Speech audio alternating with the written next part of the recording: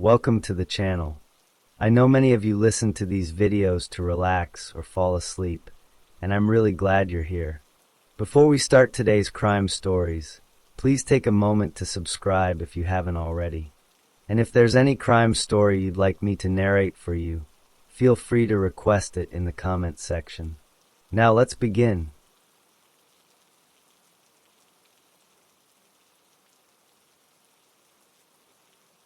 Story 1.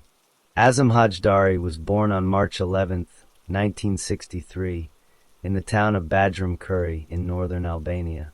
His family was a working family. This means his parents had jobs to earn money, and they were not rich, but they were not extremely poor either. He spent his whole childhood in this town. He went to elementary school and then high school there. He was a normal student. After he finished high school, Azam wanted to continue learning. He moved to the country's capital city, Tirana, to go to university. This was a big change from his small hometown. At the University of Tirana, he chose to study philosophy. Philosophy is the study of ideas about knowledge, truth, and the meaning of life. During his time at university, he met a woman named Fatmira. They fell in love and later got married. Together, they would have 3 children. While Azam was a student at the university, Albania was a very different place. It was under a communist government called the Party of Labor. This government had strict rules and controlled many parts of people's lives. In December 1990, Azam Hajdari became one of the main leaders of a student movement. He and other students organized demonstrations, which are public protests. They wanted more freedom and a change in the government. These student protests were very important. They helped cause the collapse of the communist government in Albania. Because of his role in these protests, Azam became well known. He helped form the first opposition party, called the Democratic Party of Albania. For a short time, he was even its leader. Soon, a more experienced man named Sali Berisha took over as leader. Azam remained a close associate, or partner, of Berisha. They were from the same northern region of Albania, which created a strong bond. Azam Hajdari's life became fully about politics and public service. He was elected as a member of parliament 4 times in a row, each time representing a different area of the country. This showed that people trusted him. In parliament, he was given important jobs. He was the chairman of the Parliamentary Commission on Public Order, which oversaw police and security matters. Later, he became the chairman of the Parliamentary Commission of Defense, which oversaw the military. Outside of politics, he also liked sports. From 1995 to 1998, he was the president of a famous football club called KS Vllaznia Shkodër. He was also the president of the Albanian Federation of Martial Arts. He continued his own education too. After his first degree in philosophy, he got a second university degree in law. He also studied English and philosophy in the United States for a year, and later studied defense policy in Germany. Because he was in politics, and because his party was opposed to the governing Socialist Party, he faced danger. The first known threat came in March 1991. He received a package in the mail. Inside was the severed head of a rooster and a note written in blood. The note said, "Azam Hajdari, you are sentenced to death." This was a serious death threat. His life faced direct danger again on June 4, 1998. He was in his home region of Tropoj with other Democratic Party members. That evening, at around 10:30 p.m., their group was ambushed. Gunmen hidden somewhere attacked them with guns. Another man in the group, Bartol Poyo, was seriously wounded by the gunfire. Azam Hajdari was not hurt in this attack, but it was a clear sign that someone wanted to harm him. The political situation in Albania remained tense. Azam Hajdari continued his work as a leading member of the opposition Democratic Party. On September 12, 1998, he spent the day at the Democratic Party's main offices in Tirana. He was with his 2 bodyguards, Basim Sara and Zinal Neza. Their job was to protect him from any attack. Earlier that day, a man named Fatmir Haklaj made a plan. He was a supporter of the governing Socialist Party. He decided he would kill Azam Hajdari. He got into his car and drove to the area near the Democratic Party offices. He parked his car on the street where he could see the main door of the building. He then waited inside his car for Hajdari to come out. Inside the party offices, Azam Hajdari finished his meetings. In the early evening, he decided to leave. He walked out of the building's main door with his 2 bodyguards beside him. They stepped onto the sidewalk. At that moment, Fatmir Haklaj saw them from his parked car. Fatmir Haklaj quickly got out of his car. He was already holding a gun. He immediately started shooting at the 3 men. He fired many bullets very fast. The attack was a sudden ambush. Azam Hajdari and his bodyguards had no time to react or take cover. They were hit by the bullets in the middle of the street. Basim Sarah, one of the bodyguards, was shot. He fell to the ground and died right there from his wounds. The other bodyguard, Zinal Neza, was also shot. He was seriously injured and fell to the ground, but he was still alive. Azam Hajdari was hit by several bullets. The bullets struck him in the chest and stomach. He collapsed on the sidewalk. After shooting, Fatmir Haklaj got back into his car and drove away from the scene quickly. The whole shooting happened in only a few seconds. People nearby heard the loud gunshots and came to see what happened. They found the 3 men lying wounded on the ground. One man, Busnik Dokaj, who was a fellow Democratic Party member, saw the scene. He quickly put Azam Hajdari into a car to drive him to the hospital. Azam Hajdari was taken to the nearest military hospital. The doctors tried to save his life. However, his injuries were too severe. He had lost a lot of blood from the wounds to his chest and stomach. The damage to his body from the multiple gunshots was fatal. He died at the hospital soon after arriving. The official medical report stated he died from severe shock and major bleeding caused by the many wounds. Zinal Neza, the injured bodyguard, was also taken to the hospital. He needed urgent surgery and medical care for his gunshot wounds. He survived, but he was badly hurt. The other victim, Basim Sarah, was declared dead at the crime scene. The gunman, Fatmir Haklaj, drove away from Tirana. He did not go to the police. He hid from the authorities. The police later started an investigation. They collected evidence from the street, like bullet casings. They spoke to witnesses who saw the shooting or saw the car. They began to search for the shooter. After the shooting, the Albanian police launched a major investigation. Their first goal was to find the gunman, Fatmir Haklaj. He had driven away from Tirana. The police used information from witnesses who saw the car. They also gathered physical evidence from the crime scene, like bullet casings. They worked to trace Haklaj's movements. Fatmir Haklaj did not surrender. He tried to hide. However, the police search was extensive. Within a relatively short time, the police located and arrested Fatmir Haklaj. He was taken into custody and questioned. The police also searched his home and his car. They found the weapon believed to be used in the shooting. Ballistic tests were done. These tests match a specific gun to the bullets found at a crime scene. The tests confirmed that the gun found in connection to Haklaj was the one that fired the bullets that killed Hajdari and Sarah and wounded Neza. The case was then given to prosecutors. These are government lawyers who decide if there is enough evidence for a trial. The prosecutors charged Fatmir Haklaj with murder and attempted murder. He was put in jail to wait for his trial in court. The trial took place in a district court in Tirana. Judges listened to the evidence. The prosecutors presented their case. They showed the ballistics test results. They called witnesses who saw the shooting.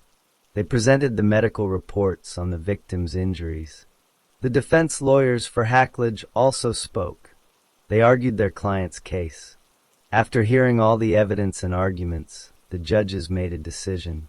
In February 2002, the Tirana District Court gave its verdict. Fatmir Haklaj was found guilty of the murder of Azam Hajdari and Basim Sara and the attempted murder of Zinal Neza. The court sentenced him to a long prison term.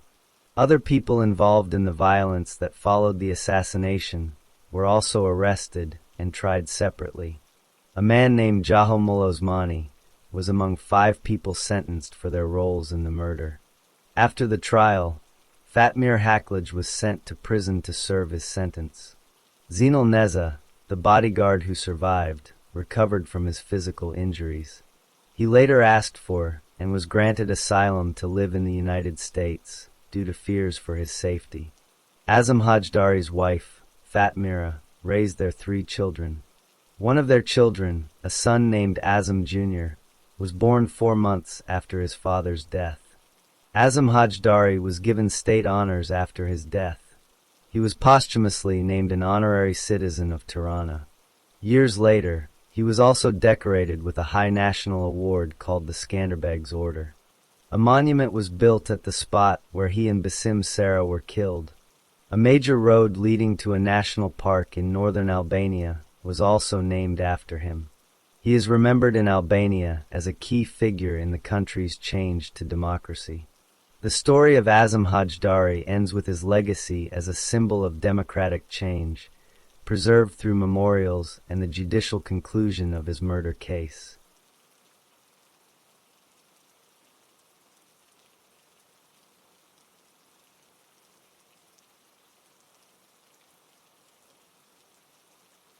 Story 2.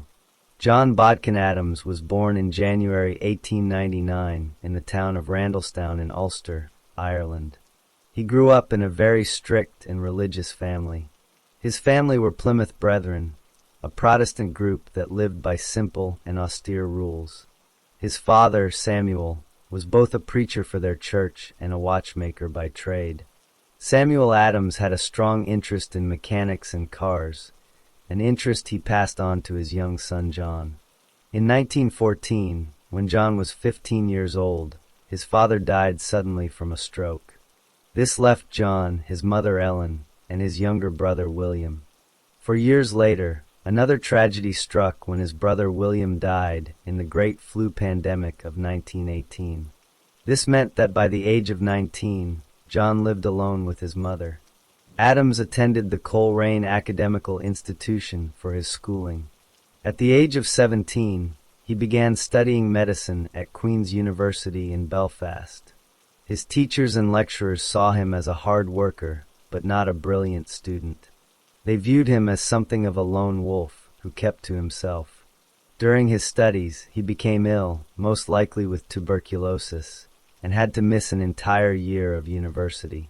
He eventually graduated in 1921, but he did not achieve honors in his degree. After graduating, a surgeon named Arthur Rendell Short offered Adams a job as a junior house officer at Bristol Royal Infirmary. Adams took the job and moved to Bristol. However, he did not succeed in this hospital role. He was not seen as a capable or promising junior doctor. After a year, the surgeon Rendell Short advised Adams to change his career path. He suggested Adams become a general practitioner, a family doctor, instead of trying to work in hospitals. Following this advice, Adams applied for a job with a medical practice in Eastbourne, Sussex, in the south of England. This practice was known for being run by Christian doctors.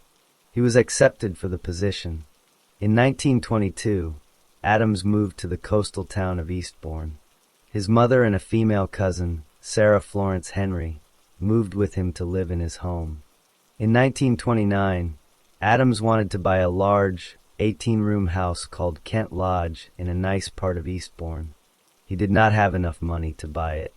He borrowed £2,000 from one of his patients, a man named William Mawhood. This was a very large sum of money at the time. After moving into the big house, Adams began to act in ways that the Mawhood family found strange and pushy. He would often invite himself to their home for meals, sometimes bringing his mother and cousin along without notice. He also began buying items from local shops and charging them to the Mawhood's accounts without asking for permission. Adams's medical career in Eastbourne was financially successful. In 1935, a patient of his named Matilda Whitten died. She left Adams a large amount of money in her will, over £7,000. Other relatives of Miss Whitten challenged the will in court, arguing it was wrong for so much to go to her doctor. The court decided the will was valid, and Adams kept the money. After this event, Adams began to receive anonymous postcards in the mail. The postcards accused him of bumping off his patients. He received a few of these postcards every year until the Second World War started. During the late 1930s, another incident occurred. Adams was treating a woman named Agnes Pike. He gave her injections of drugs, including morphine. Under his care, Mrs. Pike's health worsened severely. She became so confused she could not remember her own name or age. Her family, worried, called a different doctor. This new doctor found no medical reason for Mrs. Pike to be receiving such treatment. Mrs. Pike was taken out of Adams's care. After several weeks without the drugs Adams had been giving her, she recovered almost completely. This was a rare case where a patient of Adams survived such a decline. Adams stayed in Eastbourne during the Second World War. In 1941, he gained an extra qualification in administering anesthetics. He worked one day a week at a local hospital. At this hospital, he gained a reputation for being careless and unprofessional while putting patients to sleep for operations. He was known to fall asleep himself, eat food, count his money, and sometimes mix up the gas tubes, which caused patients to wake up during surgery or turn blue. His mother died in 1943. In 1952, his cousin Sarah, who lived with him, developed cancer. Adams gave her an injection half an hour before she died. His medical practice continued to be busy and profitable.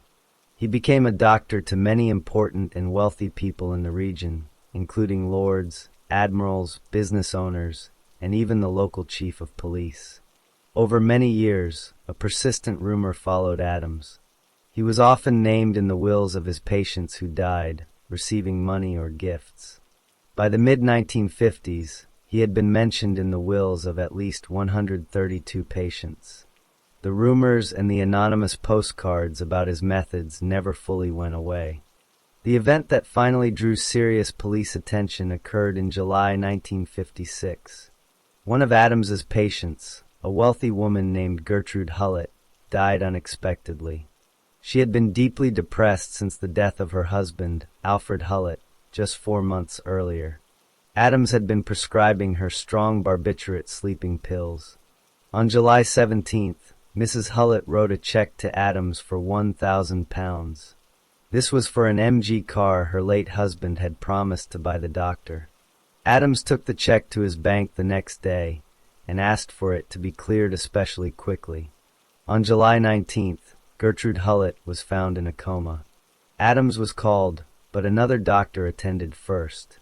Neither Adams nor the other doctor considered that she might have taken an overdose of the barbiturates he had prescribed. They decided she had likely suffered a cerebral hemorrhage. Adams later consulted a doctor at a local hospital about treatment for barbiturate poisoning and was given a drug called megamide to counter the effects. However, he only gave Mrs. Hullett a single, small injection of this antidote. He did not provide other recommended treatments, like an intravenous drip. Gertrude Hullett developed pneumonia and died on the morning of July 23rd. After her death, a test on her urine showed she had more than twice a fatal dose of barbiturates in her body. The local coroner was suspicious and informed the chief constable of Eastbourne, who was also a patient of Adams, that the death did not appear natural. The police began to ask questions.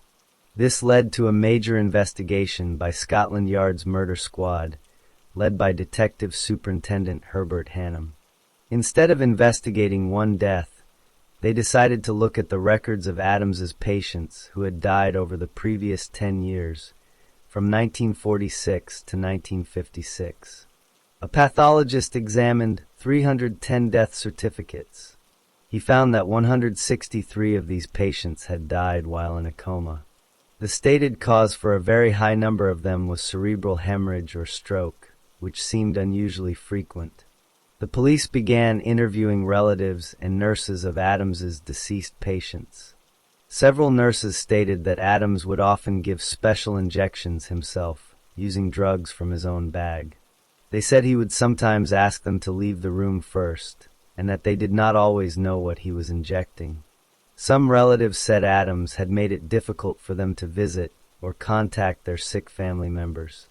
The investigation focused on several specific patients. One was Edith Alice Morel, an elderly widow who had suffered a stroke in 1948. She was partially paralyzed and in pain.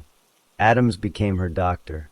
From July 1948 until her death in November 1950, he prescribed very large amounts of heroin and morphine for her pain. The prosecution would later claim the amounts were excessive. Mrs. Morel had initially left Adams a small bequest in her will, but a later change to her will removed him entirely. Despite this, after she died, her son gave Adams a Rolls-Royce car and a chest of silver cutlery. Adams had also charged her estate for over 1,000 doctor's visits. Another case was that of an elderly woman named Clara Neal Miller, who died in 1954. A witness reported finding her in a cold room with her bedclothes removed and the window wide open while Adams read the Bible to her. Adams was the main beneficiary of her will and handled all her funeral arrangements, where only he and one other person were present. A third case was Julia Bradnam, who died in 1952. The day before her death, she had been active, but the next morning she felt ill.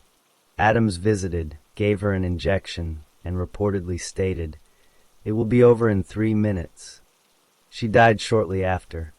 Adams had also benefited from her will. The police also looked closely at the death of Alfred Hullett, Gertrude's husband, months before her. He had been under Adams's care for apparent heart trouble and cancer. Adams had prescribed him large doses of morphine. After Mr. Hullett's death, Adams obtained a backdated prescription for morphine in the dead man's name, which police believed was to cover drugs he had already used from his own supply. During the investigation, a key witness, a boarding house owner named Annie Sharp, who had information about several patients, suddenly became ill. Adams diagnosed her with abdominal cancer, and she died a few days later in November 1956. Her body was cremated. In November 1956, the police searched Adams's home with a warrant. When asked for his register of dangerous drugs, which doctors were required to keep, Adams said he did not keep one. During the search, officers saw him slip 2 small bottles into his pocket. They turned out to contain morphine. One was labeled with the name of a patient who had died 2 months earlier, but pharmacy records showed that patient had never been prescribed morphine. During conversations with the police, Adams made several notable statements. He said that easing the passing of a dying person was not wicked. He also explained that when he signed cremation forms stating he did not benefit from the death, he did so to avoid causing suspicion and to let funerals go smoothly for the families, even if it was not strictly true. The police gathered their evidence, focusing on the deaths of Edith Alice Morel and Gertrude Hullett as the strongest cases. They believed Adams's method was to make elderly, wealthy patients dependent on large doses of drugs, secure legacies from them, and then administer fatal overdoses. However, they had to prove that the deaths were not natural and that Adams had intentionally caused them. Based on the evidence gathered, the Director of Public Prosecutions and the Attorney General decided to put John Bodkin Adams on trial. They chose to prosecute him first for the murder of Edith Alice Morel. They considered this case, though old, to be strong because of Adams's own admissions about the large quantities of drugs he gave her. A second charge for the murder of Gertrude Hullett was also prepared, to be tried separately afterwards. The trial began at the Old Bailey in London on March 18, 1957. It was a very long trial for its time, lasting 17 days. The judge was Mr. Justice Devlin. The prosecution, led by the Attorney General Sir Reginald Manningham Buller, argued that Adams had murdered Mrs. Morel by intentionally giving her fatal overdoses of heroin and morphine. They presented records of the drugs he prescribed and the statements from nurses who said he gave mysterious injections. The defense, led by Sir Frederick Geoffrey Lawrence, argued that Adams was simply treating a dying woman's severe pain and that his actions were within the bounds of medical practice. A critical moment happened early in the trial. The defense produced notebooks kept by the nurses who had cared for Mrs. Morel. These notebooks, which the prosecution had not previously seen, contained daily records of the treatments. They showed that the doses of drugs actually administered were often smaller than the amounts prescribed, and that nurses frequently prepared the injections, contrary to their earlier statements. This damaged the prosecution's case. Another key point was that Adams did not give evidence in his own defense. His lawyers advised him not to testify. The judge instructed the jury that they must not hold this against him, as it was his legal right to remain silent. The legal question for the jury was complex. The judge explained that if a doctor gave treatment with the main aim of relieving pain, even if it shortened the patient's life, that was not murder. The prosecution had to prove that Adams's primary intention was to kill, not to relieve suffering. After listening to conflicting expert medical witnesses, the jury deliberated for only 44 minutes. On April 9, 1957, they found John Bodkin Adams not guilty of murdering Edith Alice Morel. Following this acquittal, the Attorney General had to decide what to do with the second murder charge for the death of Gertrude Hullett. Instead of going to trial, he used a legal procedure called a nolle prosequi to drop the charge entirely. The judge, Mr. Justice Devlin, later called this an abuse of process, as it left a cloud of suspicion over Adams without allowing him the chance to be found innocent in a second trial. Adams was not free of all legal consequences, however. He still faced charges related to his conduct as a doctor. In a separate trial in July 1957, he was convicted of 13 offenses. These included forging prescriptions, making false statements on cremation forms to hide that he inherited from patients, obstructing the police during their search by hiding the morphine bottles, and failing to keep a mandatory register of dangerous drugs. He was fined £2,400 and ordered to pay costs. Later in 1957, as a result of these convictions, the General Medical Council struck him off the medical register, meaning he could no longer practice as a doctor. He resigned from the National Health Service. Adams moved away from Eastbourne for a short time, but later returned. He continued to see some loyal private patients, but could only recommend over-the-counter medicines. Adams applied twice to be restored to the medical register and was rejected. On his third application, in November 1961, he was successfully reinstated as a doctor. His license to prescribe dangerous drugs was restored the following year. He practiced alone in Eastbourne for the rest of his career, though many people still believed the rumors about him. John Bodkin Adams died on July 4, 1983, at the age of 84, after a fall led to a chest infection. His estate was valued at over £400,000. The controversy surrounding him never died. Some writers and researchers believed he was a serial killer who escaped justice, while others saw him as a doctor who crossed ethical lines but was not a murderer. The trial established an important legal principle, known as the doctrine of double effect, which clarifies that a doctor aiming to relieve pain is not guilty of murder if the treatment shortens life. The strange and suspicious career of Dr. John Bodkin Adams was finally over, leaving behind an enduring mystery and a significant mark on medical law.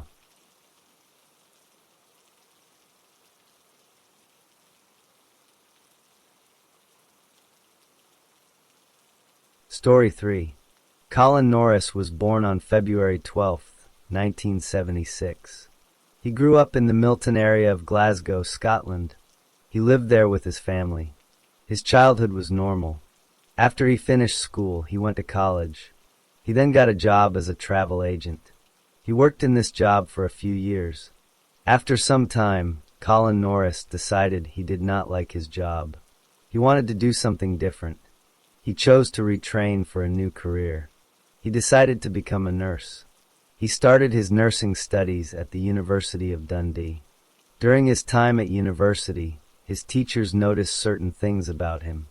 His academic grades were average, but his behavior was often a problem.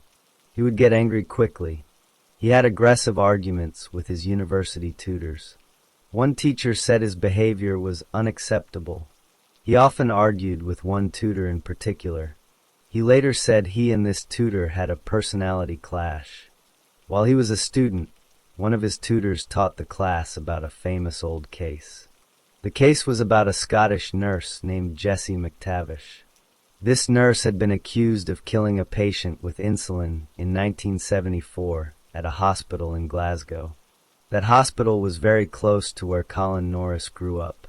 The tutor asked the students to review this case. Colin Norris learned about how insulin was used in that old crime. Colin Norris finished his nursing studies and became a qualified nurse in June 2001. His first nursing job was at Leeds General Infirmary, a large hospital in England. He started working there soon after he qualified. At this new job, he did not get along well with senior staff.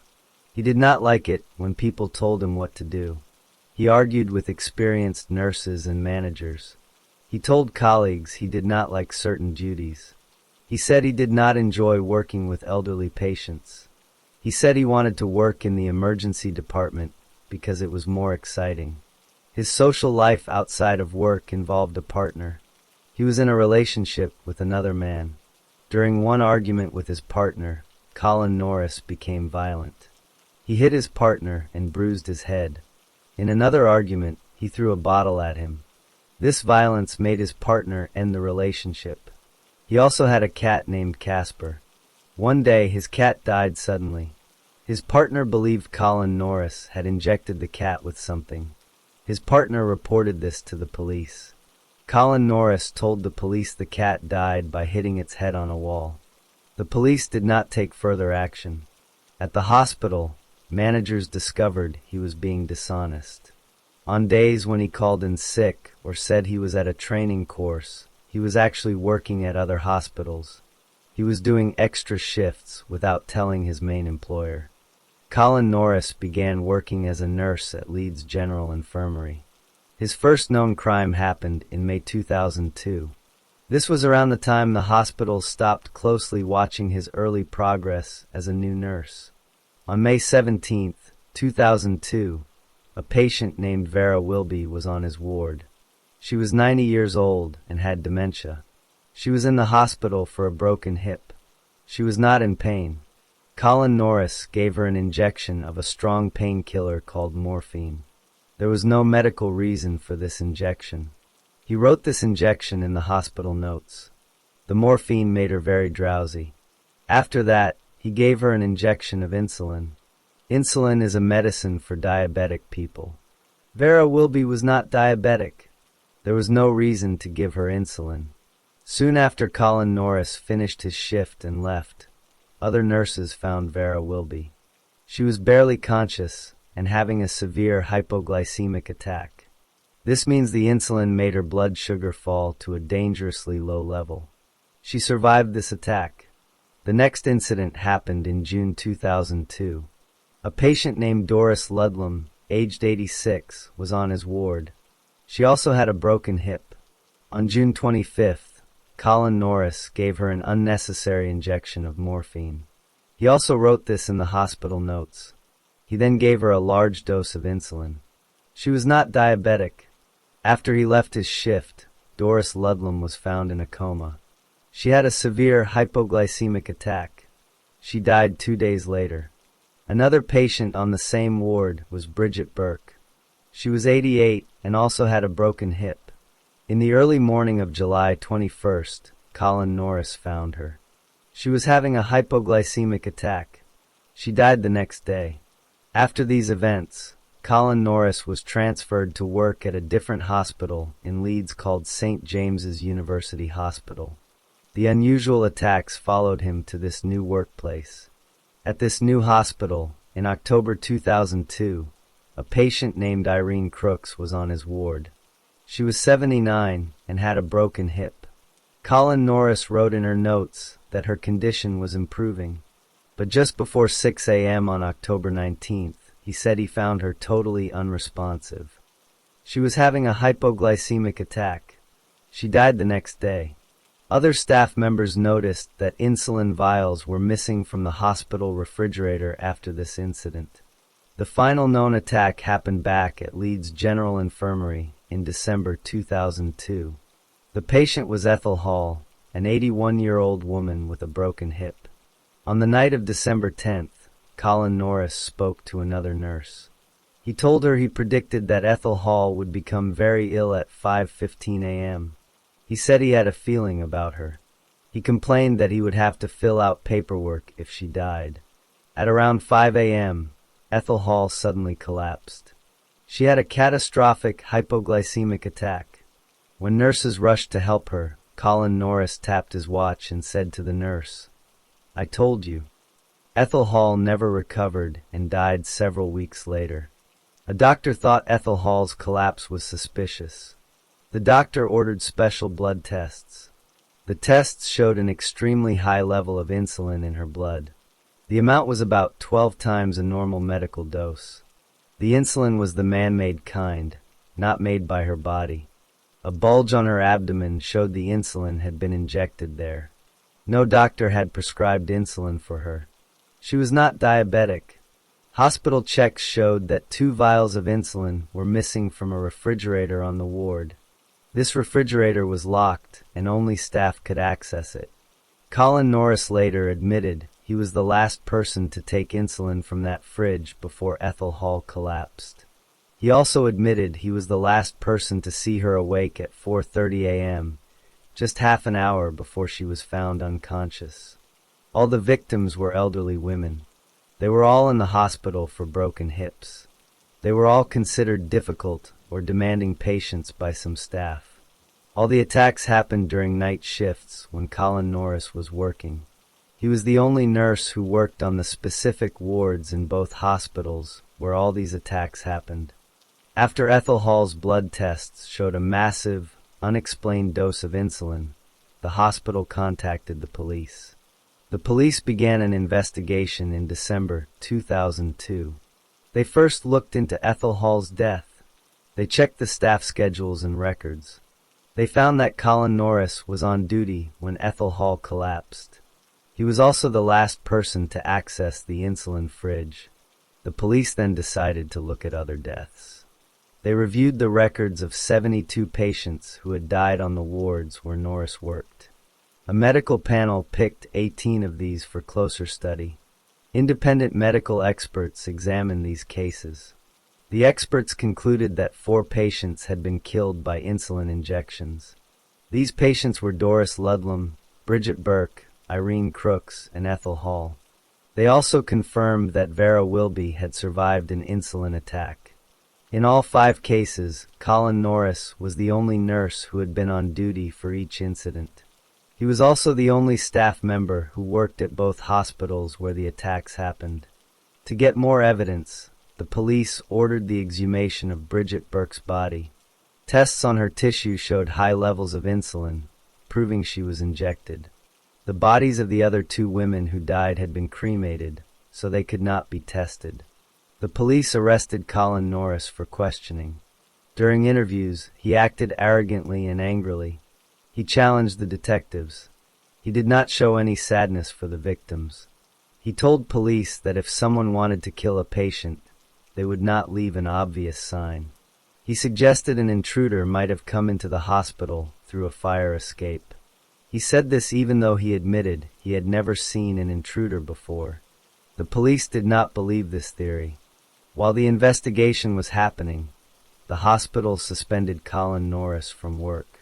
He left Leeds and went back to Scotland. He also traveled abroad several times, including a long holiday to Tenerife. In 2007, Colin Norris went on trial at Newcastle Crown Court. The trial was long and complex. The prosecution showed evidence that all the victims had man-made insulin in their systems. They showed that natural body conditions could not have caused such severe hypoglycemic attacks. They presented records proving Norris was on duty each time. They also showed that he had given unnecessary morphine injections to 2 victims before the insulin. Colin Norris denied the murders. His defense team argued that the hypoglycemic attacks could have happened naturally in elderly, frail patients. They said there was no direct proof he injected anyone. The prosecution argued that the pattern was clear and that only Norris could have done it. The jury deliberated for 5 days. On March 3, 2008, they found Colin Norris guilty of the murders of 4 women and the attempted murder of Vera Wilby. The verdict was not unanimous. It was an 11-to-1 majority decision. The next day, the judge sentenced him to life in prison. He ordered that Norris must serve at least 30 years before he could be considered for parole. The judge called him a thoroughly evil and dangerous man. After the verdict, the hospital trust apologized to the victims' families. In 2009, the Nursing and Midwifery Council officially removed Colin Norris from the nursing register, banning him from ever working as a nurse again.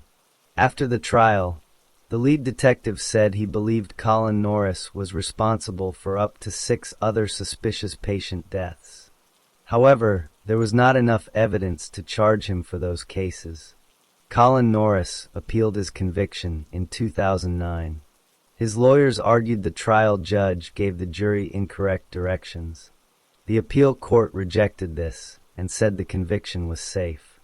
In 2021, the Criminal Cases Review Commission, which looks into possible miscarriages of justice, referred the case back to the Court of Appeal. They did this because of new debates about the medical evidence for some of the hypoglycemic attacks. A second appeal was heard in 2025. The Court of Appeal again rejected the appeal. The judges stated there was no doubt about his guilt, and his convictions remained. Colin Norris remains in prison for the murder of 4 elderly women and the attempted murder of a 5th. The story of Colin Norris is now closed.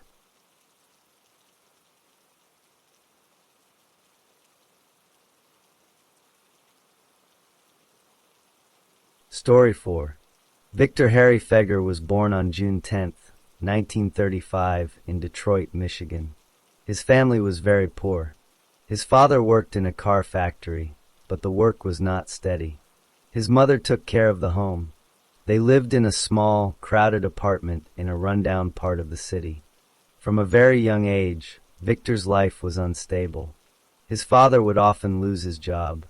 When this happened, the family would have to move to a cheaper apartment or a different city to look for work. Because of this, Victor changed schools many times. He was always the new kid. He found it hard to make friends because he would leave a school just as he started to know people. He became a quiet and shy boy because of this. In school, Victor struggled. He found it difficult to pay attention. He often fell behind in his lessons because each new school taught things at a different pace. Teachers saw him as a slow learner who did not cause trouble but did not try to learn either. He spent most of his time alone, looking out the window. He did not join sports teams or school clubs. When Victor was 15, he stopped going to school altogether. He told his parents he was old enough to work and help with money. His parents, who were struggling, did not force him to return. This was the end of his formal education. He could read and write in a very basic way, but not well. Victor's first jobs were simple. He swept floors at a grocery store. He washed dishes at a diner. He would work for a few weeks, but then he would get bored or frustrated. He did not like being told what to do. He would argue with his bosses or simply not show up for his shift. He was always fired from these jobs. By the age of 18, Victor began to drift. This means he started traveling from place to place without a real home. He would hitchhike or ride buses to new towns. He would find a cheap room to rent for a week or two. He would look for day work, like helping to unload trucks or pick vegetables on a farm. When he earned a little money, he would move on to the next town. During these years, Victor lived mostly by himself. He did not form close relationships with anyone. He did not write to his family. He developed habits that others found strange. He was very quiet and would avoid looking people in the eye. He was careful with the little money he had, but he had no plan for his future. He just moved from one day to the next. In the summer of 1960, Victor Feger, now 25 years old, arrived by bus in the city of Dubuque, Iowa. It was just another stop in his life of drifting. He had a small bag of clothes and very little money. He found a room for rent in an old, poorly maintained boarding house. The room was small and dark, but it was cheap. He paid for 1 week in advance. He did not talk to the other people living in the house. Victor Feger had very little money left after paying for his room in Dubuque. He needed more money to live. He also had a strong desire to get drugs. He thought a doctor would have drugs in his medical bag. He decided to try to kidnap a doctor. His plan was to call a doctor, lie to make the doctor come to him, and then force the doctor to give him drugs and money. He went to a public pay phone. He used the Yellow Pages phone book that was attached to the wall. He opened it to the section labeled Physicians and Surgeons, MD. He decided to call doctors in the order they were listed, starting with the letter A. The first doctor he called was not available. The second doctor he called did not answer. He kept calling down the list. He finally reached the office of a doctor named Edward Bartles. When the phone was answered, Victor lied. He said his wife was very sick and needed a doctor to come to their home right away. He said she was in great pain. He gave the address of his boarding house as the location. Dr. Bartles agreed to make a house call. This was common for doctors at that time. Dr. Bartles finished his appointments at his office. He then drove his own car, a 1960 white Plymouth, to the address Victor had given. He carried his black medical bag with him. Victor was waiting inside his rented room. He had a small, cheap pistol. He had bought it some months before in another state. When Dr. Bartles knocked on the door, Victor opened it. He immediately pointed the gun at the doctor. He told the doctor to come inside and to be quiet. Dr. Bartles, surprised and frightened, did as he was told. Victor made the doctor sit on a chair. He took the doctor's medical bag and opened it. He was upset to find it contained only basic medical tools like a stethoscope, bandages, and a few pills. It did not have the strong drugs he wanted. Victor demanded money from the doctor. Dr. Bartles gave him the money from his wallet, which was not much. Victor now had a problem. He had kidnapped the doctor and could not let him go free, because the doctor could identify him to the police. Victor decided to force the doctor to drive them both out of Iowa. He told Dr. Bartles they were going for a drive. He kept his gun pointed at the doctor. They left the room and got into the doctor's white Plymouth. Victor took the car keys and made the doctor get into the passenger seat. Victor drove. Victor drove east, across the Mississippi River into the state of Illinois. He was looking for a remote place. After driving on country roads for a long time, he found a quiet, empty cornfield. The corn had been harvested, so the field was just bare dirt and dead stalks. He stopped the car. He ordered Dr. Bartles to get out of the car and to walk into the field. The doctor complied. Victor then walked behind him. He raised his pistol and shot Dr. Bartles once in the back of the head. Dr. Bartles fell to the ground and died instantly. Victor did not bury the body. He left it lying in the open field. Victor got back into the doctor's car. He drove away from the field. He now had the car and a little money. He decided to drive far away to the south. He drove for 2 days, sleeping in the car. He ended up in Birmingham, Alabama. In Birmingham, Victor needed more money. He decided to try to sell the doctor's car. He approached a man named James B. Alford. He told Alfred he wanted to sell the white Plymouth. Alfred was interested, but asked Victor for the car's title papers. Victor did not have any papers to prove he owned the car. This made Alfred suspicious. Alfred also noticed the car had Iowa license plates, but Victor was in Alabama. Victor could not give a good reason for why he was so far from Iowa. Alfred thought Victor might have stolen the car. He pretended to be interested in buying it. He told Victor he needed to get money from the bank. Instead, Alfred went to a phone and called the local police to report a suspicious man trying to sell a car without a title. The police in Birmingham, Alabama, arrived quickly after receiving the call from James Alfred. They found Victor Feger waiting near the doctor's car. The police officers asked Feger for his identification and for the car's registration papers. He could not provide any papers for the car. The police arrested him for suspected auto theft. They put him in the local jail. While Feger was in jail, the police ran the license plate number. They discovered the car was registered to Dr. Edward Bartles of Dubuque, Iowa. The Birmingham police contacted the police in Dubuque. The Dubuque police informed them that Dr. Bartles had been reported missing by his family after he did not return from a house call. The police now suspected Feger was involved in something more serious than stealing a car. The Federal Bureau of Investigation, or FBI, was called because the car had been transported across state lines. FBI agents from Alabama and Iowa began to work together on the case. They questioned Victor Feger in his jail cell. At first, Feger told many lies. He said he had bought the car from a man in Chicago. He said he did not know anything about a missing doctor. Meanwhile, in Illinois, a farmer walking through his cornfield found the body of Dr. Bartles. He contacted the sheriff. The sheriff saw the single gunshot wound to the head. He also found tire tracks near the body. The FBI collected evidence from the cornfield. They matched the tire tracks to the tires on Dr. Bartles' car. They also found a bullet casing on the ground. They would later test it to see if it came from Feger's gun.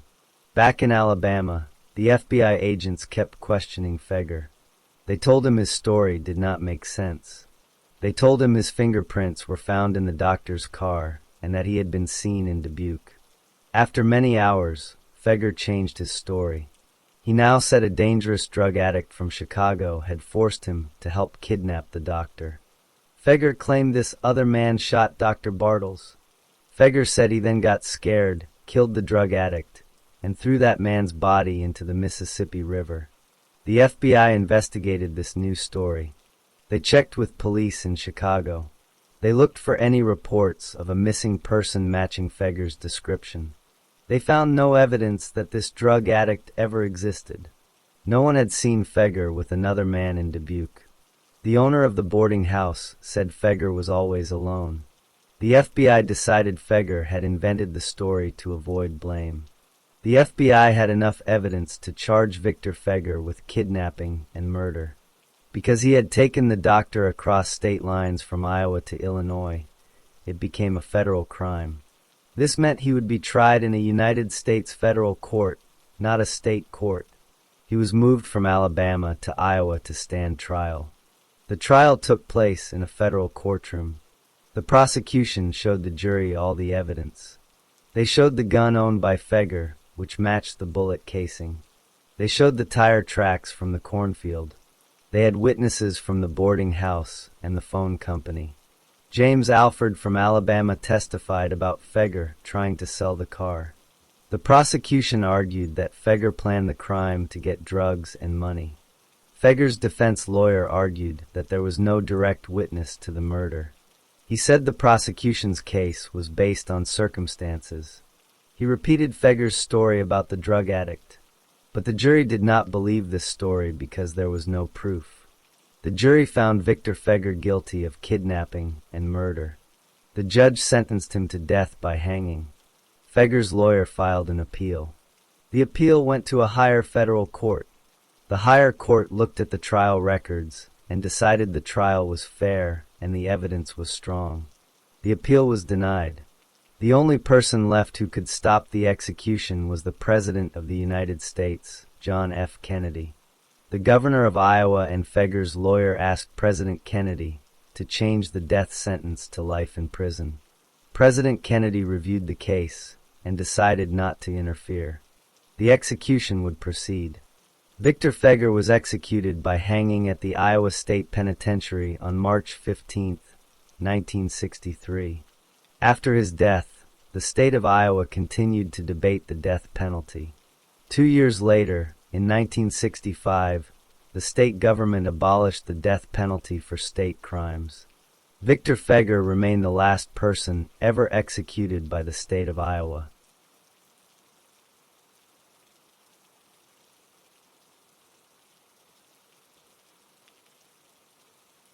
Story 5. Thomas Capano was born on October 11, 1949, in Wilmington, Delaware. He grew up in a very prominent and wealthy family. His father, Louis Capano, was a successful real estate developer and building contractor. The Capano family was well known and respected in their community. Thomas was one of 4 brothers. Their family life was built around the family business and their standing in the local area. He attended a private Catholic high school called Archmere Academy. This school was known for educating children from influential families. After he finished high school, he went to the University of Delaware for his undergraduate studies. Following that, he attended the Washington College of Law at American University. He worked hard and earned his law degree. Thomas Capano began his career as a lawyer with a focus on public service. His first important job was as a Deputy Attorney General for the state of Delaware. In this role, he prosecuted cases on behalf of the state. He was good at his job and gained a reputation as a smart and capable lawyer. Later, he became the city solicitor for Wilmington, which meant he was the chief lawyer for the city government. His career continued to rise because of his skills and his family connections. He became very involved in local politics. He served as a close advisor and legal counsel to the governor of Delaware, Mike Castle. This job made him a powerful figure behind the scenes in state politics. People in Delaware's political circles knew him well. He was seen as a successful, affluent, and influential man. In his personal life, Thomas Capano married a woman named Kay. Together, they had 4 daughters. They lived in a large house in an expensive neighborhood. From the outside, his life looked perfect. He had a big family, a beautiful home, and a powerful career. He was a devoted father who was actively involved in his daughters' lives and activities. However, his marriage was not happy. Thomas Capano had relationships with other women while he was married. He did not keep this a secret from everyone. He had a long-term relationship with a woman named Debbie McIntyre that lasted for many years. She was also from a wealthy family and was married to someone else. Their relationship was known to some people in their social circle. In 1995, Thomas and his wife Kay decided to separate. He moved out of the family home and rented a townhouse in Wilmington. Thomas Capano was a man who liked to be in control. He was charming and generous to the people he liked. But he could also become very angry and possessive. He did not like it when things did not go his way. He was used to getting what he wanted because of his money, his job, and his family name. He solved problems by using his influence or his power as a lawyer. After separating from his wife, Thomas Capano began a relationship with a woman named Anne-Marie Fahey. She was 28 years old and worked as the scheduling secretary for Governor Tom Carper of Delaware. They met because of their connections to state government. Their relationship was secret because Capano was a well-known figure and Fahey did not want to hurt her reputation. Capano became very possessive of Anne-Marie Fahey. He bought her expensive gifts and took her to fine restaurants. He wanted her to be with him all the time. However, Fahey started to feel trapped by Capano's demands.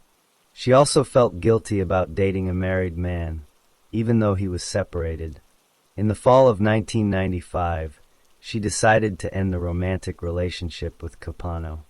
She began dating another man, Michael Scanlon. Thomas Capano did not accept the end of the relationship. He continued to call Fahy and ask to see her.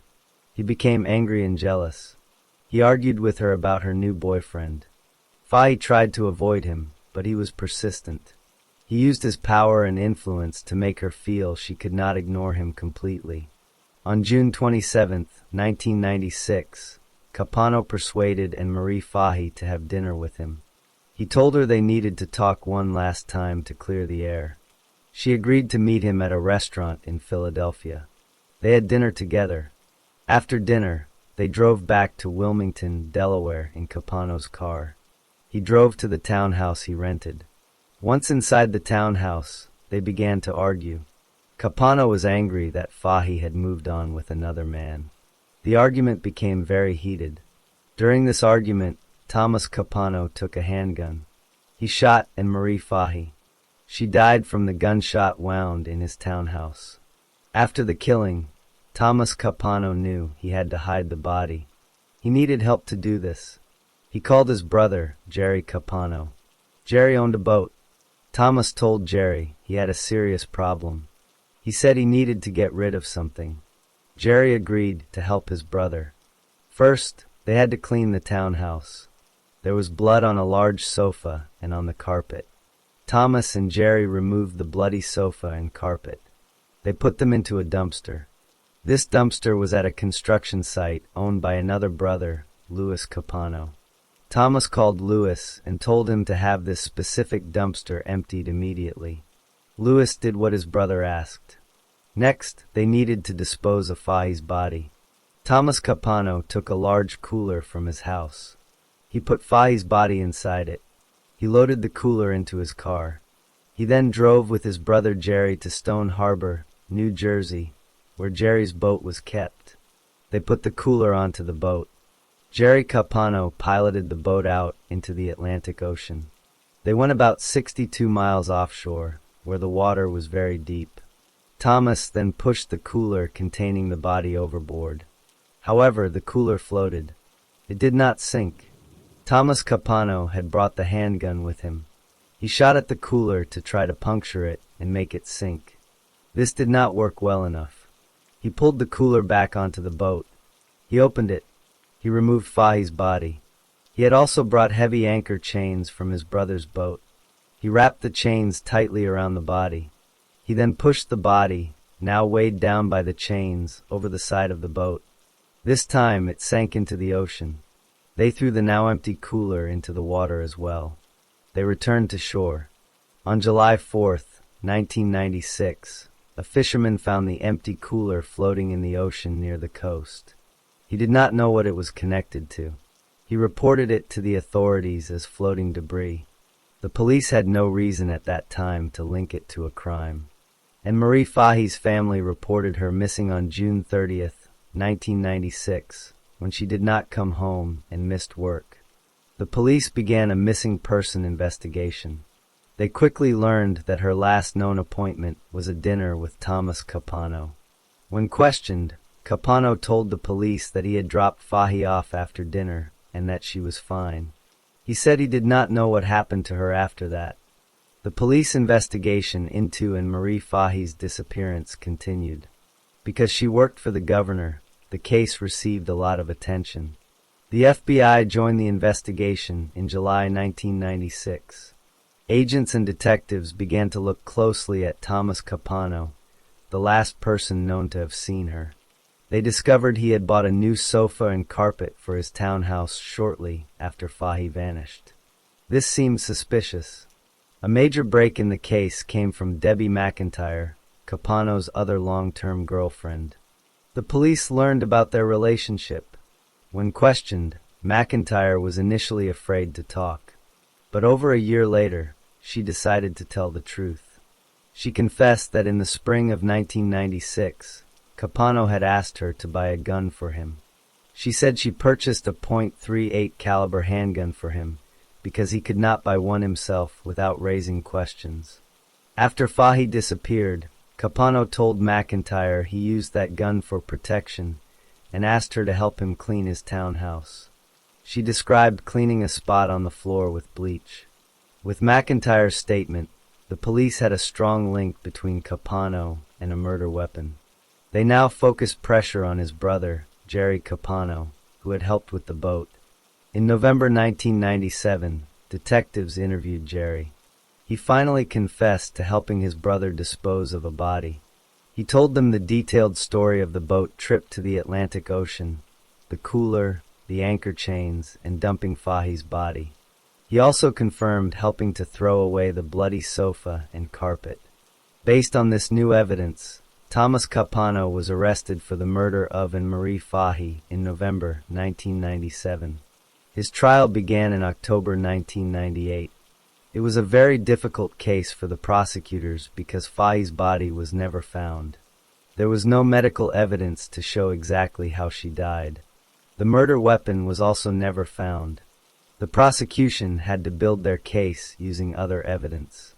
During the trial, the prosecutors presented their story. They used Debbie McIntyre's testimony about the gun and the cleanup. They used Jerry Capano's testimony about the boat trip and dumping the body. They showed evidence about the sudden disposal of the sofa and carpet. They presented Capano's own jealous and possessive behavior as a motive. The defense lawyers argued a different story. They said that Debbie McIntyre was the actual killer. They claimed McIntyre came to Capano's townhouse, saw him with Fahy, and in a jealous rage, shot Fahy accidentally during a struggle over the gun. They said Capano panicked and asked his brother to help hide the body to protect McIntyre. The jury did not believe the defense's story. On January 17, 1999, they found Thomas Capano guilty of first-degree murder.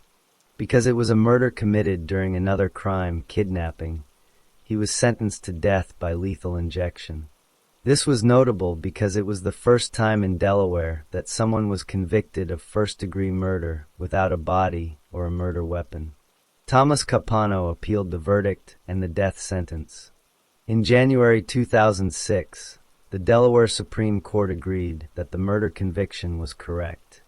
However, they said the death sentence was not legal because the jury's vote for death was not unanimous. The case was sent back for a new decision on the sentence. In February 2006, the state announced it would not seek the death penalty again. Thomas Capano was instead sentenced to life in prison without the possibility of parole. All of his further appeals were rejected by the courts. He remained in the James T. Vaughn Correctional Center in Smyrna, Delaware. On September 19, 2011, a prison guard found Thomas Capano dead in his cell at the age of 61. The medical examiner said he died of a heart attack. His death ended the legal case. After his death, his brothers became involved in a long legal fight over their family's money and property. And Marie Fahy's family continued to live with the loss of their sister, and her body was never recovered. Thomas Capano died in prison, having been held accountable for the murder.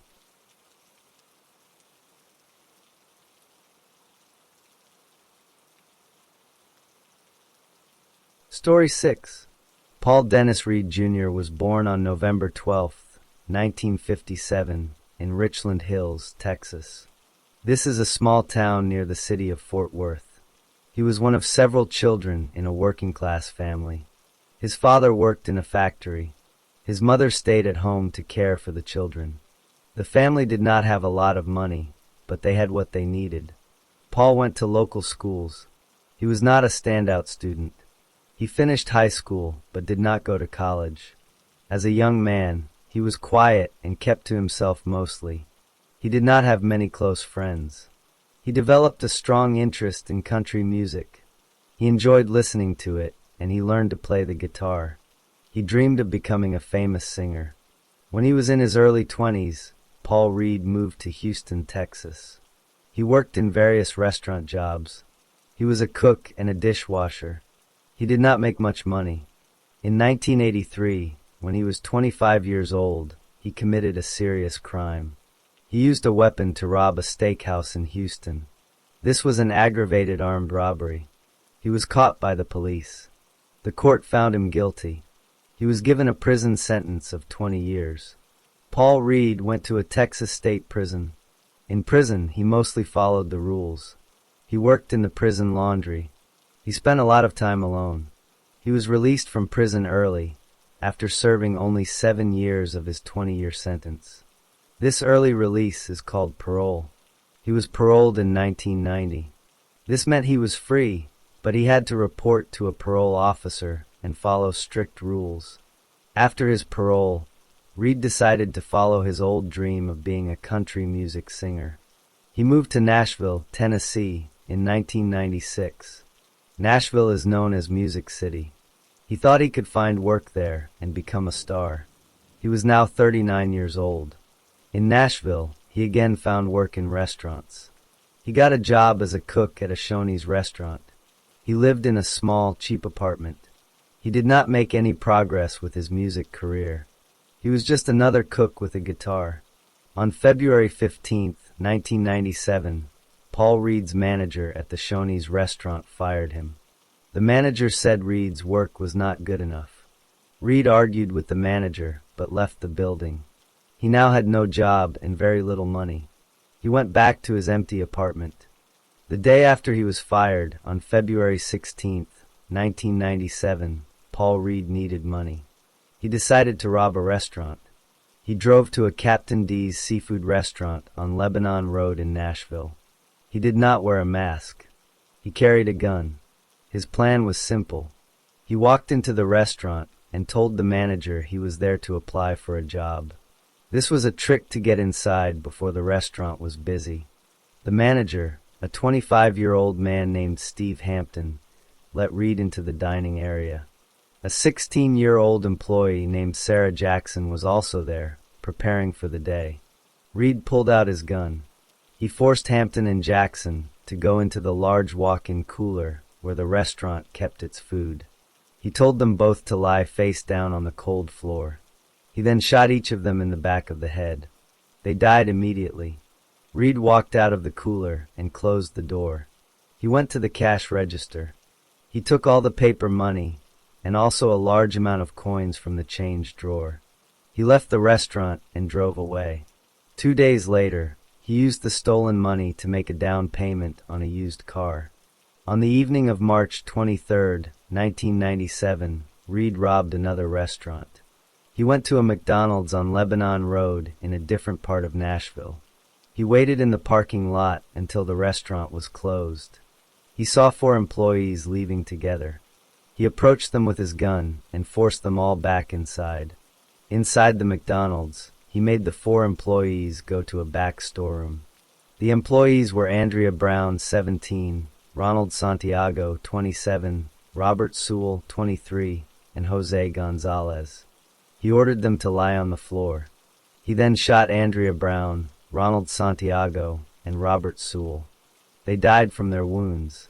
He then pointed the gun at Jose Gonzalez and pulled the trigger, but the gun did not fire. The weapon had malfunctioned. Jose Gonzalez saw his chance and jumped up to fight Reed. During the struggle, Reed pulled out a knife. He stabbed Jose Gonzalez many times, 17 times in total.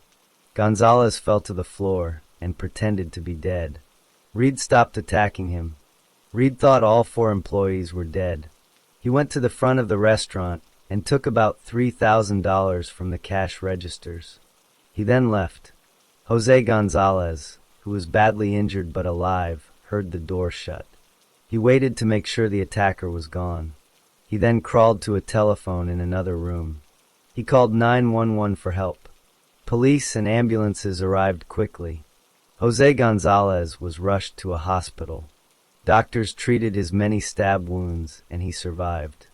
On April 23, 1997, Reed committed a 3rd crime.